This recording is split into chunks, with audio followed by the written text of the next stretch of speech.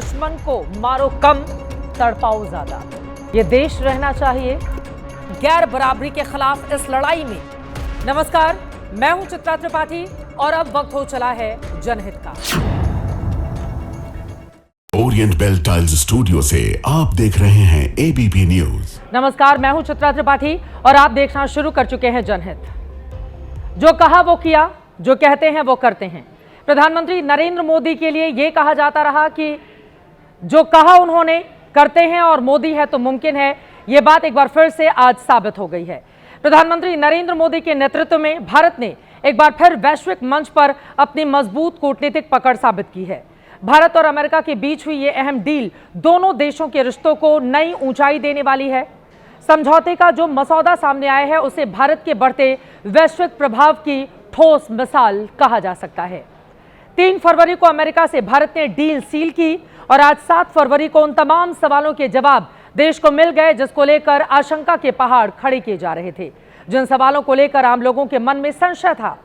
आज अमेरिका से हुई डील का फ्रेमवर्क सामने आ गया है और भारत सरकार की ओर से यह साफ किया गया है कि किसानों के हितों से कोई समझौता नहीं होने जा रहा है।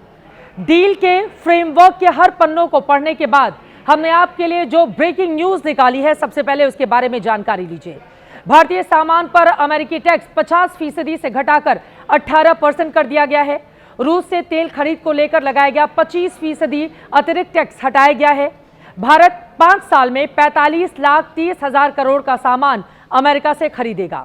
भारत और अमेरिका दोनों ही देश भविष्य में टैरिफ में बदलाव कर सकेंगे। जेनेरिक दवाएं, हीरे और विमान पार्ट्स पर टैरिफ पूरी तरह से खत्म कर दिया गया है। डील से कृषि और डेयरी सेक्टर पूरी तरह से सुरक्षित है, जिसको लेकर विपक्षी दलों की ओर से सवाल खड़े किए जा रहे थे। किसानों के हितों को लेकर ही सबसे ज्यादा सवाल उठ रहे थे। विपक्ष 3 दिन से इसी को लेकर हंगामा कर रहा था। ट्रेड डील के फ्रेमवर्क के सामने आने के बाद दोपहर 2 बजे भारत सरकार ने खुद प्रेस कॉन्फ्रेंस की। केंद्रीय वाणिज्य मंत्री मीडिया के सामने आए और तमाम सवालों के जवाब दिए गए। सरकार ने आज के दिन को बेहद ऐतिहासिक करार दिया है। जो बायलैटरल ट्रेड एग्रीमेंट फरवरी 2025 में चर्चा शुरू की थी, इस उद्देश्य के साथ के भारत और यूनाइटेड स्टेट्स के बीच $500 बिलियन का द्विपक्षीय व्यापार हर वर्ष होना चाहिए। उस लक्ष्य को हासिल करने के लिए आज का दिन स्वर्णिम अक्षरों में लिखा जाएगा। कृषि के क्षेत्र में भी ऐसे कई सारे वस्तुएं जो भारत से निर्यात होंगे अमेरिका में, जिस पर 0 रेसिप्रोकल टैरिफ लगेगा, एडिशनल ड्यूटी 0 हो जाएगी। उदाहरण के लिए स्पाइसेस, चाय, कॉफी और उसमें से बने वस्तु, कोपरा यानी कोकोनट और कोकोनट ऑयल, वेजिटेबल वैक्स। किसी देश से कोई कारोबार होता है तो उसका दायरा व्यापक हो जाता है।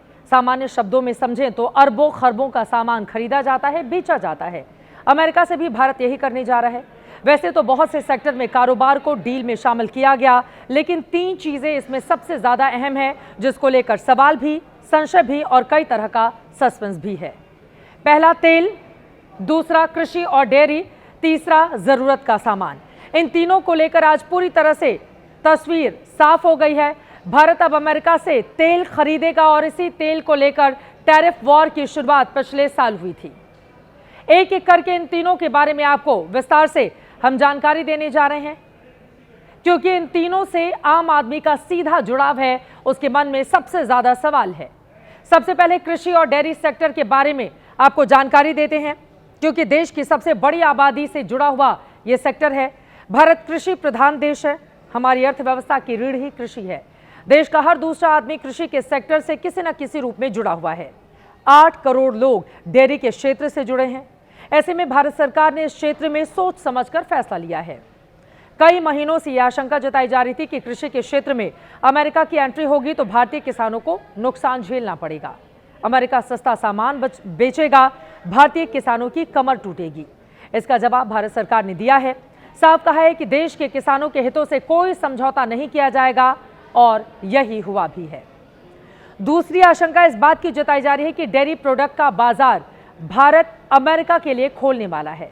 चिंता इस बात की हो रही थी कि इससे दूध उत्पादों को नुकसान तो होगा ही, साथ ही नॉनवेज मिल्क को लेकर भी देश चिंतित था। आज साफ हो गया कि अमेरिका के इस सेक्टर में एंट्री नहीं होनी जा रही है। हर हिंदुस्तानी तक इस बात की जानकारी पहुंचे, इसके लिए सरकार ने बाकायदा एल्बम बनाकर जारी किया, जो इस वक्त आप टीवी स्क्रीन पर देख रहे हैं।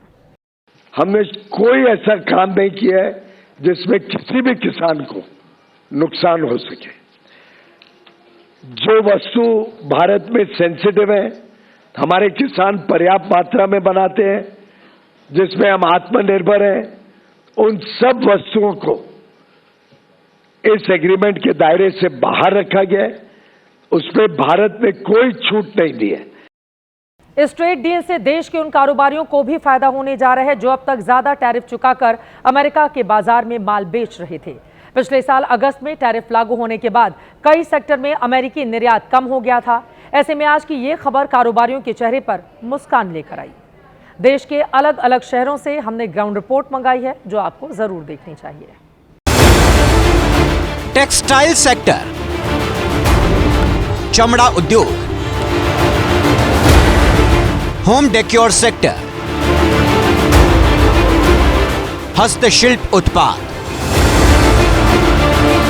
ये वो सेक्टर हैं जिनसे हर इंसान जुड़ा हुआ है। सामान्य मानवीय जरूरतों में ये सेक्टर शामिल है। अमेरिका से जो डील हुई है, उस डील में इस सेक्टर से जुड़े कारोबारियों को बड़ी राहत मिली है। वो इस तरह क्योंकि 2024-25 में भारत का अमेरिका में टेक्सटाइल निर्यात 95,000 करोड़ का था, लेकिन अगस्त में जब टैरिफ बढ़ा तो निर्यात कम हो गया। अक्टूबर 2025 में अमेरिकी निर्यात 13% कम हुआ, जबकि नवंबर 2025 में 31% तक गिर गया। अमेरिकी खरीदारों ने भारत की बजाय बांग्लादेश और वियतनाम जैसे देशों में ऑर्डर देना शुरू कर दिया, जिससे भारत के कारोबारियों को नुकसान हो रहा था। अब इस डील में टैरिफ को 50 से घटाकर 18% कर दिया गया है। टेक्सटाइल सेक्टर को सबसे बड़ा लाभ मिलेगा। निर्यात बढ़ने की उम्मीद कर सकते हैं। अगस्त 2025 से पहले की बात करें तो भारत के कुल टेक्सटाइल निर्यात का 28% हिस्सा अमेरिकी बाजार में जाता था। अब एक बार फिर पुराना दौर लौटने की संभावना है। अमेरिका के साथ भारत की जो डील सील हुई है, उस डील में होम डेक्योर और हस्तशिल्प उत्पाद को भी राहत मिली है। यूपी के कई शहरों में कारोबार से जुड़े लोगों को फायदा होगा। भदोई, मिर्जापुर जैसे इलाकों में कालीन का कारोबार है। अमेरिका और भारत में कालीन का कारोबार पहले 7,000 करोड़ के आसपास था। भारत के कुल कालीन निर्यात का 70% अमेरिकी बाजार में जाता था, लेकिन टैरिफ बढ़ने के बाद 80% तक ऑर्डर या तो होल्ड कर दिए गए या रद्द कर दिए गए। अब टैरिफ घटने से कालीन उद्योग को फिर से पंख लगने की उम्मीद है। भारत सरकार और माननीय प्रधानमंत्री मोदी जी को के प्रयासों को इसमें बधाई देना चाहेंगे कि उनके इस ट्रेड डील से एक हमारे भारत का जो कूटनीतिक उद्देश्य है, जो 2047 के भारत की परिकल्पना चल रही है, उसमें एक हमको नई उड़ान मिलेगी। नए साल की शुरुआत में 2026 की शुरुआत में ये 18% होना, ये हमें वैश्विक और देशों के कंपटीशन में भारत को एक अग्रणी पंक्ति में लाके खड़ा करता है। मुरादाबाद जैसे हैंडीक्राफ्ट हब से भारत का करीब 60 से 70% हस्तशिल्प सामान अमेरिका जाता था। 1500 करोड़ का कारोबार सिर्फ इस शहर से होता था, लेकिन टैरिफ बढ़ने के बाद 60% से ज्यादा के ऑर्डर रुक गए। नतीजा हुआ कि हस्तशिल्प कारोबार बुरी तरह से प्रभावित हो गया। अब एक बार फिर पीतल इंडस्ट्री के चमकने की उम्मीद जताई जा रही है। मुरादाबाद से देखिए, कई एक्सपोर्टर्स ऐसे हैं हमारे जो 100-200 करोड़ 500 करोड़ रुपए का निर्यात सिर्फ अमेरिका को करते हैं। उनकी मार्केट ही यूएस है, क्योंकि जितना फर्नीचर वाला काम है जो आप मुरादाबाद में देख रहे हैं इंडस्ट्री में, टेबल्स हो गई, फर्नीचर्स हो गए, गार्डन स्टिक्स हो गई, बहुत सारे प्रोडक्ट ऐसे हैं जो सिर्फ अमेरिका को ही जाते हैं। अमेरिका ही खरीदार है उसका।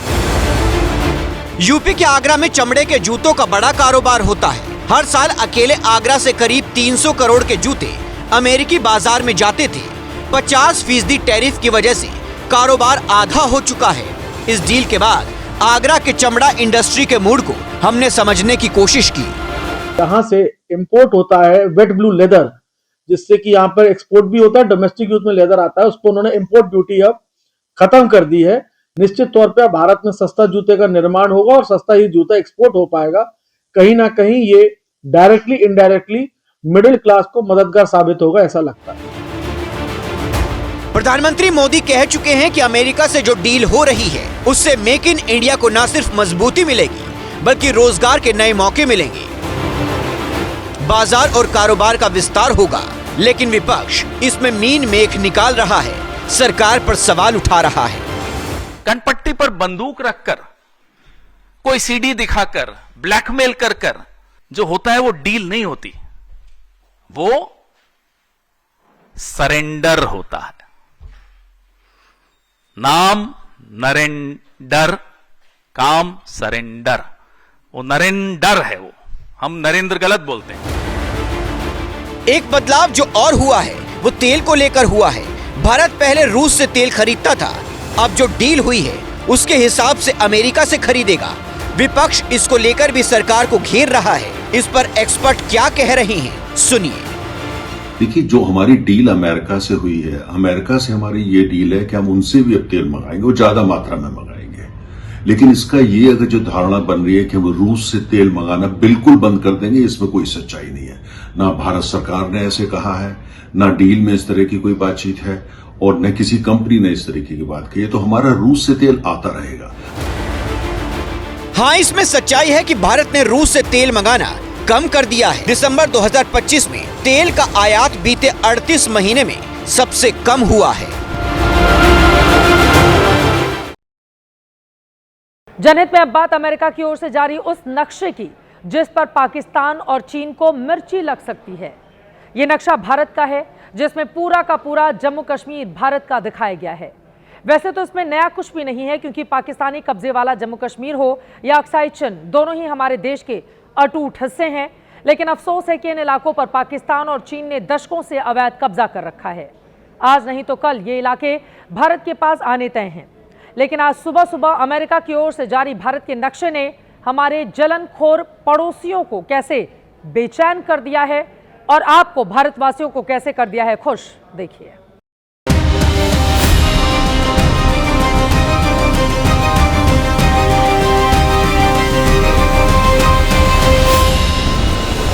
नक्शा भारत का जारी किया अमेरिका ने और खलबली मच गई पाकिस्तान और चीन में।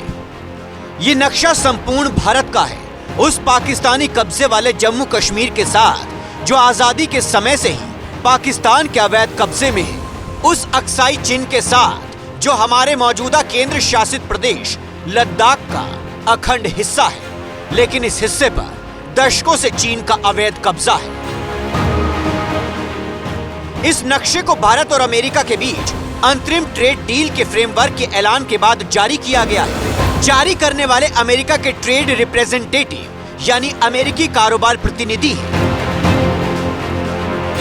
सोशल मीडिया प्लेटफॉर्म एक्स पर यूएस ट्रेड रिप्रेजेंटेटिव ने इस नक्शे के जरिए बताने की कोशिश की है कि डील के बाद भारत का कौन सा हिस्सा उसके किन उत्पादों का बाजार बनेगा। लेकिन इस पोस्ट में खबर कारोबारी करार नहीं, बल्कि भारत का यह संपूर्ण नक्शा है।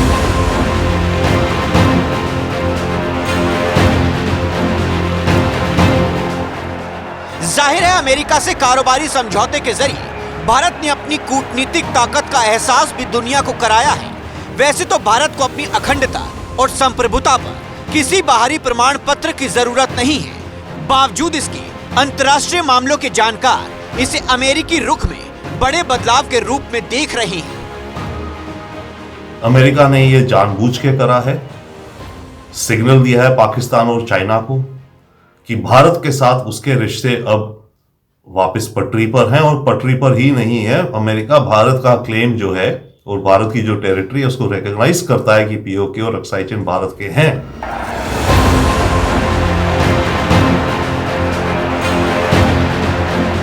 इससे पहले कई बार अमेरिकी एजेंसियों की ओर से जारी भारत के नक्शे में पीओके को अलग से दिखाया जा चुका है। यही वजह है कि तमाम जाने माने लोग अमेरिका की ओर से जारी भारत के नए नक्शे की जमकर तारीफ कर रहे हैं। चाणक्य फोरम के एडिटर इन चीफ गौरव आर्या लिखते हैं, मानचित्र के लिए अमेरिका को पूरे अंक बहुत बढ़िया। जम्मू कश्मीर भारत और पाकिस्तान का आपसी मसला है, जिसमें किसी तीसरे देश की मध्यस्थता हमें कतई मंजूर नहीं है और पाकिस्तान से बातचीत भी सिर्फ पीओके की वापसी पर ही होनी है।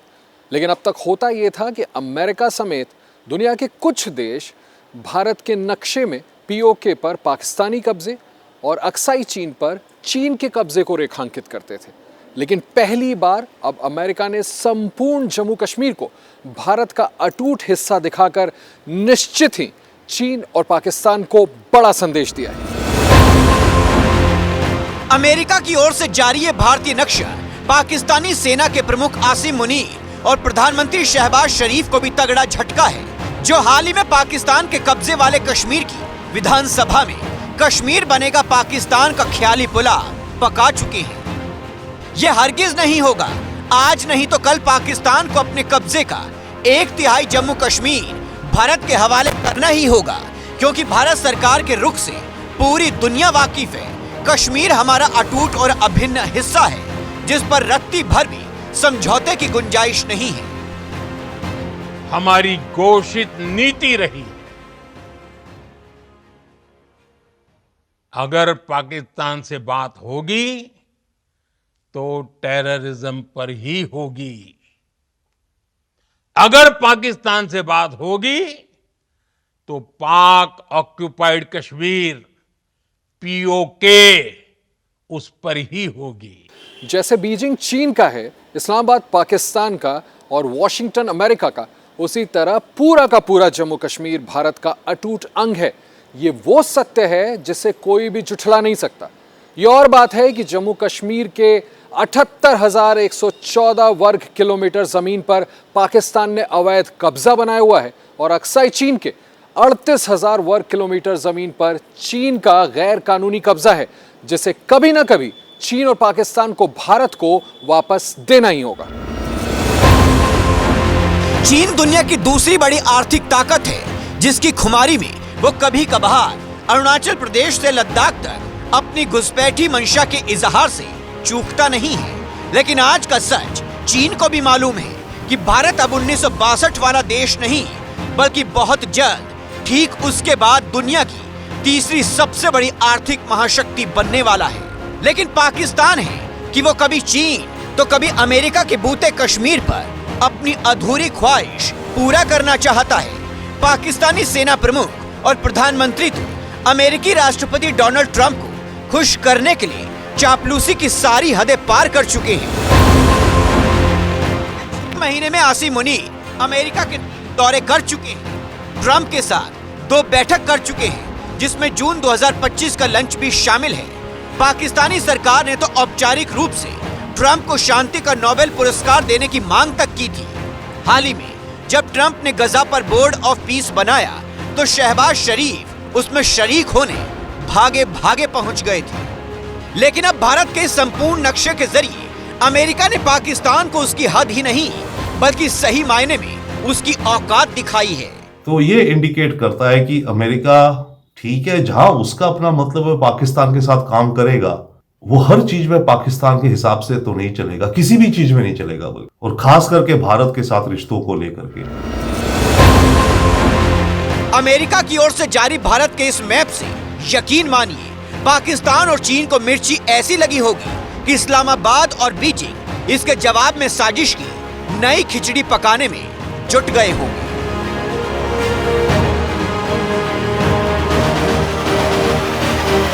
जनहित में बात अब उस चुनाव की जिसे देश की सत्ता का सेमीफाइनल माना जाता है। मैं बात उत्तर प्रदेश विधानसभा चुनाव की कर रही हूं, जिसमें अभी 1 साल से ज्यादा का वक्त बाकी है। लेकिन यूपी की सत्ता के दावेदारों ने अभी से ही अपनी अपनी तैयारी शुरू कर दी है। 10 साल बाद सत्ता में वापसी की आस लगाकर बैठे अखिलेश यादव 28 मार्च को नोएडा से मिशन 2027 लॉन्च करने वाले हैं। तो बीएसपी सुप्रीमो मायावती भी सर्वजन हिताय के मंत्र पर 2007 जैसी जीत दोहराने के अभियान में जुट गई हैं। इसके लिए उन्होंने आज ही लखनऊ में एक बड़ी बैठक की है। इस बैठक से आज क्या निकला और कैसे बीजेपी अखिलेश और मायावती को एक बार फिर सत्ता से दूर करने की योजना में जुटी हुई है, ये समझने के लिए यह रिपोर्ट आपको जरूर देखनी चाहिए। 2027 में उत्तर प्रदेश की सत्ता की लड़ाई इन्हीं 3 चेहरों के इर्द गिर्द होनी तय है। बीजेपी के लिए योगी आदित्यनाथ बटेंगे तो कटेंगे के नाम पर हैट्रिक की कोशिश करते नजर आ सकते हैं, तो समाजवादी पार्टी के लिए अखिलेश यादव पीडीए के नारे को भुनाने का प्रयास करेंगे, जबकि बहुजन समाज पार्टी के लिए मायावती एक बार फिर से सर्व जन हिताय के सहारे सत्ता की संजीवनी तलाशती नजर आएंगी। पीडीए रथ पर सवार अखिलेश यादव नोएडा से मिशन 2027 का आगाज करने वाले हैं। तारीख तय हो चुकी है, 28 मार्च। रैली का नाम होगा पीडीए भागीदारी। बड़ी बात ये कि मुख्यमंत्री रहते अखिलेश यादव ने 2012 से 2017 के बीच एक बार भी नोएडा आने की जहमत नहीं उठाई, क्योंकि यूपी की राजनीति में एक मिथक 1980 से चला आ रहा है कि जो भी सीएम अपने कार्यकाल में नोएडा जाता है वो अगली बार चुनाव हार जाता है। वीर बहादुर सिंह, नारायण दत्त तिवारी, कल्याण सिंह और मायावती जैसे नेता इस कथित श्राप के शिकार माने जाते हैं। हालांकि योगी आदित्यनाथ ने इस अंधविश्वास को तोड़ते हुए कई बार नोएडा का दौरा किया है। वैसे अखिलेश यादव ने नोएडा से अपने चुनावी अभियान की शुरुआत के लिए रामनवमी से ठीक अगले दिन का मुहूर्त चुना है, जिसे बीजेपी उनका टोटका बता रही है। समाजवादी पार्टी नोएडा से जो शुरुआत करने जा रही वो शुभ होगा और 2027 में समाजवादी पार्टी की सरकार बनेगी। शुरुआत भी नोएडा से कर रहे हैं, उसी नोएडा से जिस नोएडा को लेकर के उनके मन में यह अंधविश्वास था कि अगर नोएडा में रह जाएंगे तो नोएडा में रुकने से सत्ता चली जाती है। तो इस बार सत्ता पाने के लिए यह अंधविश्वास से समझौता कर बैठे हैं, रामलला का टुटका इस्तेमाल कर रहे हैं। बीजेपी ने भी लगातार तीसरी जीत के लिए यूपी के सरकारी और राजनीतिक कलपुर्जों को दुरुस्त करना तेज कर दिया है। पीडीए की काट के लिए पिछड़े वर्ग की कुर्मी जाति के पंकज चौधरी प्रदेश अध्यक्ष बनाए जा चुके हैं। मंत्रिमंडल और संगठन में भी फेरबदल की कवायद तेज है। इन सब के बीच बीजेपी और एसपी को शिकस्त देने के लिए मायावती भी एक्शन में आ चुकी हैं। उन्होंने लखनऊ में सभी 403 विधानसभा सीटों के नेताओं संग चुनावी मंथन किया है। इस बैठक में खासकर पार्टी संगठन के कार्यों की व सर्व समाज में पार्टी के जनाधार को उन्हें अब जल्दी ही पूरा करने के लिए विशेष कदम उठाए जाएंगे। तो सबने अपनी अपनी कोटियां सेट करनी शुरू कर दी। चुनाव में अभी करीब 10 महीने का वक्त बाकी है। बढ़ते हैं आगे और अब बात मुंबई मेयर चुनाव की। 22 जनवरी को जनहित में मैंने आपको खबर दिखाई थी कि मुंबई के मेयर चुनाव की रेस में बीजेपी के तेज तर्रार महिला नेता रितु तावड़े का नाम सबसे आगे है। आज मेयर पद के लिए रितु तावड़े के नाम की औपचारिक घोषणा भी कर दी गई। इसके साथ ही एबीपी न्यूज की इस खबर पर लग गई मुहर।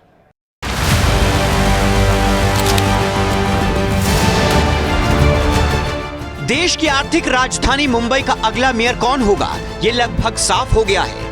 बीजेपी ने आज मेयर चुनाव के लिए रितु तावड़े के नाम का ऐलान कर दिया। इसी के साथ 23 दिनों से महापौर की कुर्सी को लेकर चल रहा सस्पेंस खत्म हो गया।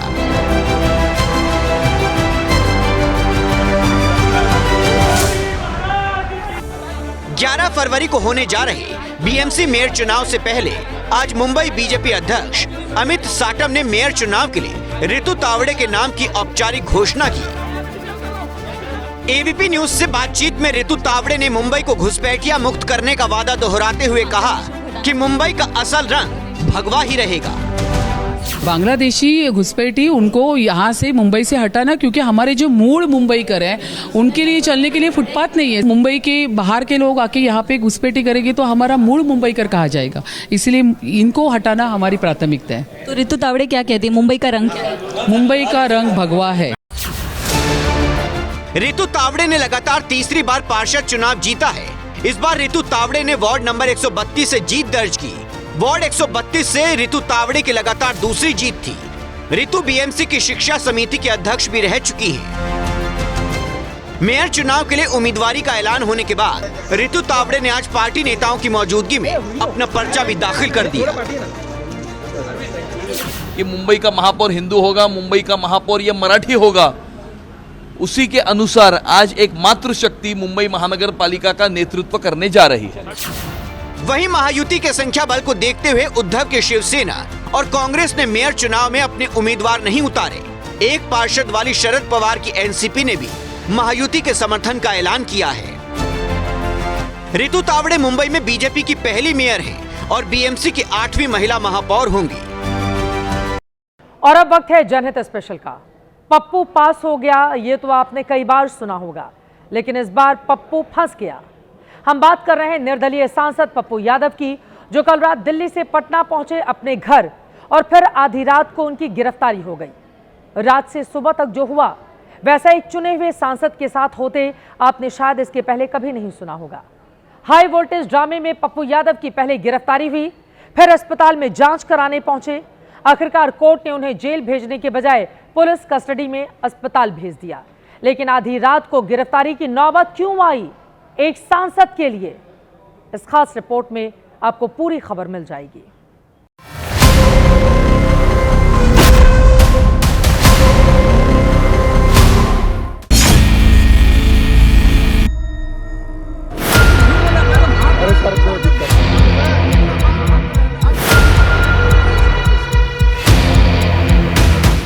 गिरफ्तारी में ऑब्जेक्शन नहीं करना है। नहीं मीडिया से हम मीडिया से हैं। क्या नाम? दीपक जी कहाँ?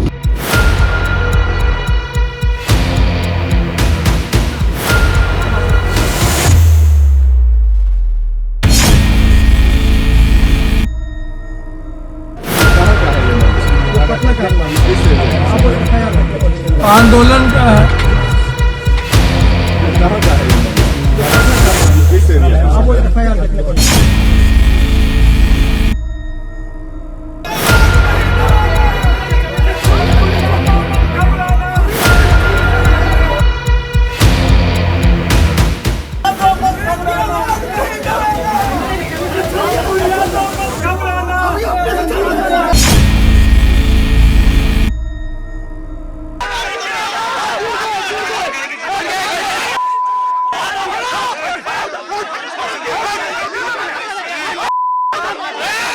तस्वीरें दिखा रहे हैं एसपी भानु प्रताप सिंह जो है वो खुद पहुंचे हैं। देखिए इसी गाड़ी में पप्पू यादव को जो है वो ले जाया जा रहा है।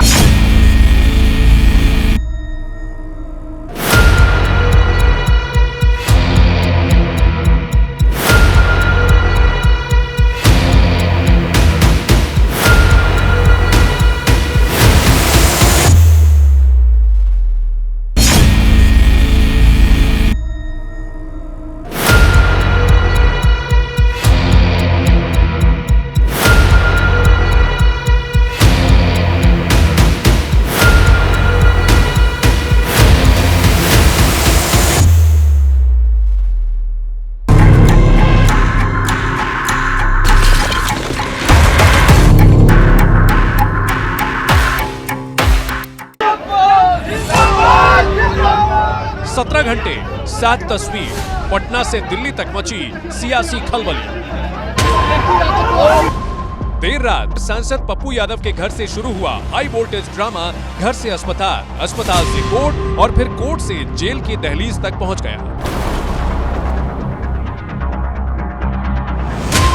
इन तस्वीरों के पीछे की पूरी कहानी बताएं उससे पहले आपके मन में यह सवाल होगा कि पप्पू यादव को आधी रात में इस तरह गिरफ्तार क्यों करना पड़ा। पप्पू यादव ने कौन सा गुनाह किया जिसके लिए आनन फानन में गिरफ्तारी हुई? और सबसे बड़ा सवाल, जब संसद चल रही है तो सांसद पप्पू यादव दिल्ली से पटना क्यों आए और गिरफ्तारी कैसे हुई?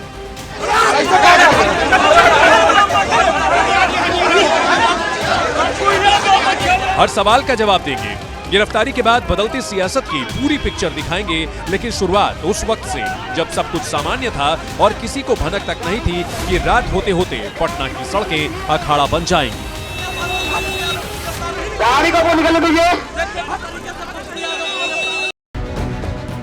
रात 10 बजे का वक्त था। सांसद पप्पू यादव दिल्ली से पटना अपने आवास अर्जुन भवन लौटे थे। 15-20 समर्थकों के बीच पप्पू यादव के लिए ये एक रूटीन था। तभी 10 से 15 लोग पप्पू यादव से मिलने पहुंचे, कुछ सिविल ड्रेस में तो कुछ वर्दी में। दरअसल 5 थानों की पुलिस पप्पू यादव को गिरफ्तार करने पहुंची थी। दीपक लाइव पप्पू यादव लाइव जल्दी। गिरफ्तारी में ऑब्जेक्शन नहीं करना है। नहीं मीडिया से हम मीडिया से हैं। जिस तेवर के साथ पुलिस वाले ने नाम बताया, उसी रौब से कैमरे पर उंगली दिखाकर ये भी कह दिया कि गिरफ्तारी में रोड़ा नहीं बनना है। लेकिन बात बढ़ी तो बढ़ती चली गई। आप आराम से तो बात कर सकते हैं ना, कोई आपको विरोध किया? कुछ बोल रहे हैं? नहीं बोला मैडम। हाँ, अरे सर कोई दिक्कत नहीं है। दिक्कत क्या होगा? दिक्कत तो कुछ होगा नहीं, हम ही जान रहे हैं। एक मेंबर ऑफ पार्लियामेंट के साथ क्या दिक्कत हो सकता है? बातें के साथ चढ़ गए। नहीं चल रहा, सर बोल रहे हैं कि सर चला जाए। क्या बोले? चला जाए तो रोक जाइए ना, चला जाए। ऐसे हालत में कैसे चला जाएगा? दिक्कत है चलने में। नहीं, चलने में दिक्कत आपको समझा जाएगा ना। वारंट लाइए, दिखाइए, पढ़ाइए, लाइए वारंट लाइए, दिखाइए। हाँ, दिखाइए। कौन न्यायालय से हम भी समझे? वकील बुलाएं। बिल्कुल पावर को है। बिल्कुल। बोलिए क्या कर लीजिएगा? वारंट किया है ना, तामीरात क्या कर लीजिएगा? क्या कर लीजिएगा? मत बोलिए, खराब तरीके से बात मत कीजिए। बहस झगड़े में बदल गई। कुर्सी पर बैठे पप्पू यादव खड़े हुए और कह दिया कि आधी रात को पुलिस के साथ नहीं जाएंगे। हम सुबह ही जाएंगे। 11 बजे रात में नहीं, हम 11 बजे रात में नहीं, क्योंकि ये लॉ भी नहीं कहता किसी भी कीमत पर। कोई लॉ इसमें रात और दिन की बात नहीं है ना, है। आप यहाँ सुबह में आप यहाँ रहिए, आपको लगता हो हाउस अरेस्ट कर लीजिए, करते हैं। सुबह में यहाँ से हमको कोर्ट ले चलिए, हम कोर्ट के लिए तो आए हैं। यदि मेरे मन में ऐसा कुछ होता चला जाए, इतनी बड़ी लड़ाई है तो आप लोग बदमाशी कर सकते हैं, तो मैं जानता हूँ। पुलिस बदमाशी कैसे? सुनिए ना मेरी बात, हमको हम पागल हैं, बेवकूफ। हम पटना आएंगे, हमको ये समझ में नहीं है। आप हमको बताइए, हम हाईकोर्ट भी चले जाते या कल आज ही हम चले जाते। कॉमन आदमी के घर में भी वारंट में दिन रात की कोई बात है ना, है। यहाँ एक बात तो साफ हो गई, पप्पू यादव को पता था कि पुलिस उन्हें लेने आएगी। किस मामले में और क्यों, ये भी पप्पू यादव ने बताया। लेकिन तब तक उनकी आवाज की तस्वीर बदलने लगी थी। पुलिस पप्पू यादव को ले जाने पर अड़ी रही और पप्पू यादव के समर्थक जुटना शुरू हो गए। पप्पू यादव ने पटना पुलिस के साथ साथ बिहार सरकार को लपेटे में ले लिया। बेटी का सवाल है, नीट की लड़ाई है, बच्ची के सुरक्षा का सवाल है, उसमें चुप क्या करेंगे? पुलिस अरेस्ट करने आई है। इस केस का वारंट लेकर आया। भैया 35 साल पुराना जिसमें बेल था, उसमें बेल टुट्टी हो गई तो उसमें हमको नॉलेज में नहीं था। गिरफ्तारी देंगे अब रात में कोई लॉ तो नहीं कहता है, इनके पास वारंट भी नहीं, वो कुर्की वाला पेपर है भाई, तो पढ़ लीजिए ना। तो पुलिस इतना भी नहीं पढ़ पा रही है वारंट और कुर्की क्या होता है पप्पू जी? वो वारंट लेके ना आएंगे। रात में जान की भी डर लग रही है आपको? अब आते हमको काहे का डर लगेगा? हम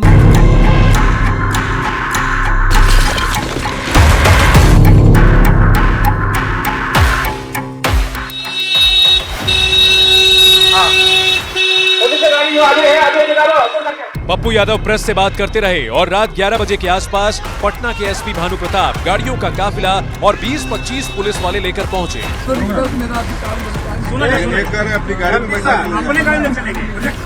एसपी ने समझाया, तब जाकर पप्पू यादव गिरफ्तारी देने को तैयार हुए। धक्का मुक्की के बीच चुनौती उन्हें घर से अस्पताल ले जाने की थी, जहां उनका मेडिकल होना था।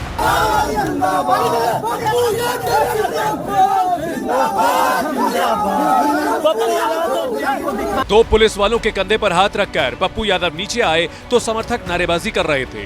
किसी तरह पप्पू यादव पुलिस की गाड़ी तक पहुंचे।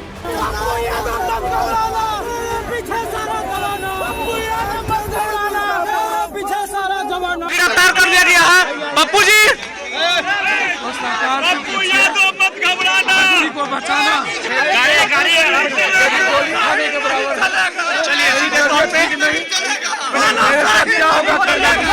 मीडिया के सवालों का जवाब देते देते किसी के धक्के से पप्पू यादव धड़ाम से नीचे गिर गए।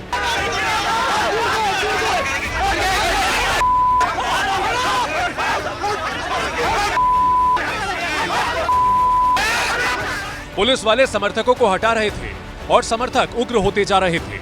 पप्पू यादव ने चिल्लाकर कहा कि मुझे ये मारने आए हैं, तो समर्थक गाड़ी पर चढ़ गए और गाड़ी का रास्ता रोक लिया।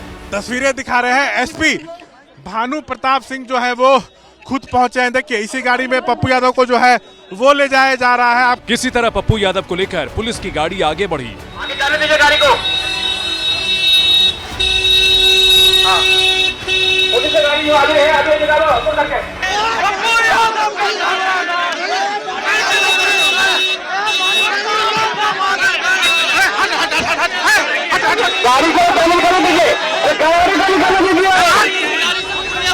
गाड़ी में बिठाकर पटना के एसपी भानु प्रताप ने राहत की सांस ली। गिरफ्तारी सुनिश्चित की गई है। 1995 का एक मामला था जो बच्चों को मेडिकल की दवाइयाँ लेते हैं, दवाइयाँ भी उनके साथ रख दी गई हैं, केयर टेकर भी रख दिया गया है और अभी मेडिकल एग्जामिनेशन के लिए ले जाया जा रहा है। आगे की कार्रवाई की जा रही है।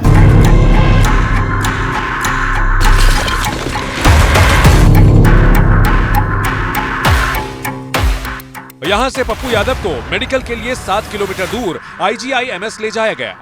बताया गया कि गिरफ्तारी के दौरान धक्का मुक्की से पप्पू यादव की तबीयत बिगड़ गई। रात 10 बजे के पप्पू यादव और सुबह 10 बजे के पप्पू यादव की ये दो तस्वीरें हैं। पुलिस से बहस कर रहे पप्पू यादव स्ट्रेचर पर लेटे दिखे। सुबह उन्हें पटना के PMCH लाया गया तो वो अचेत अवस्था में थे। अस्पताल के इमरजेंसी वार्ड में पप्पू यादव को भर्ती कराया गया। डॉक्टरों ने ECG, इको जैसे टेस्ट किए, आंखों की जांच हुई। एक तरफ अस्पताल में मेडिकल जांच हो रही थी, दूसरी तरफ सड़क पर पप्पू समर्थकों का विरोध प्रदर्शन शुरू हो गया।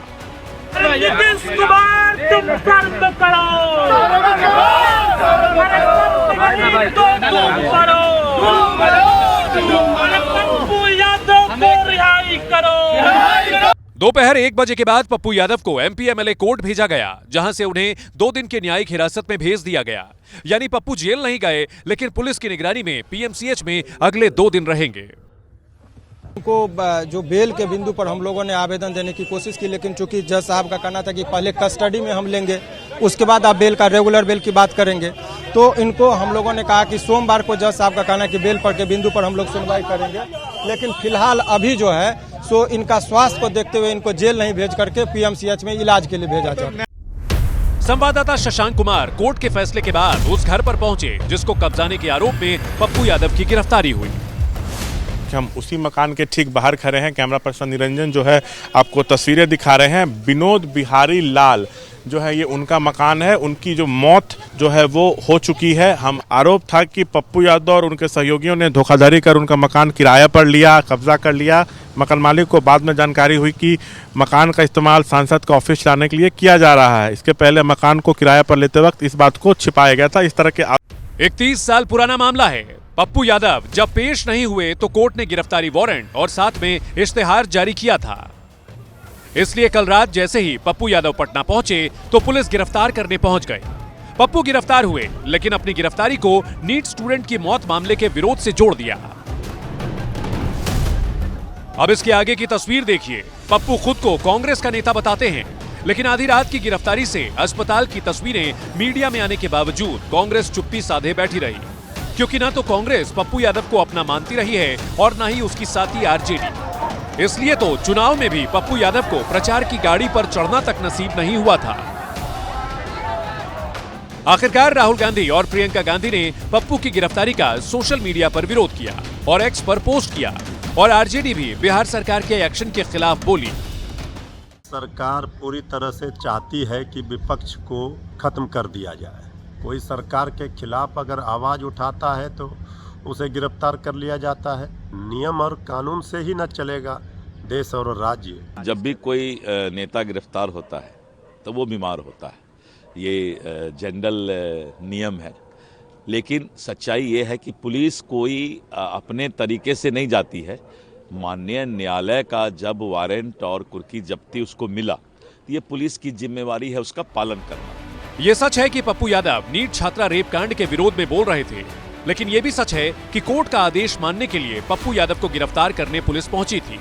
जाहिर है पुलिस पप्पू यादव के सरेंडर का इंतजार तो नहीं करती और इस तरह पप्पू यादव फंस गए। और अब आज का video of the day.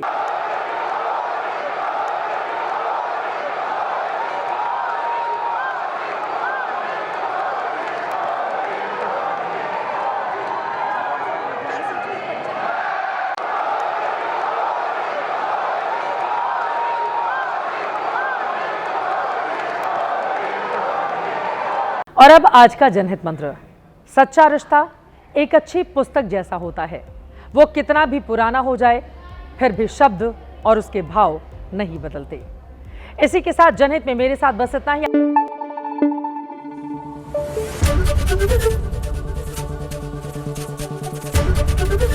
ABP news आपको रखे आगे।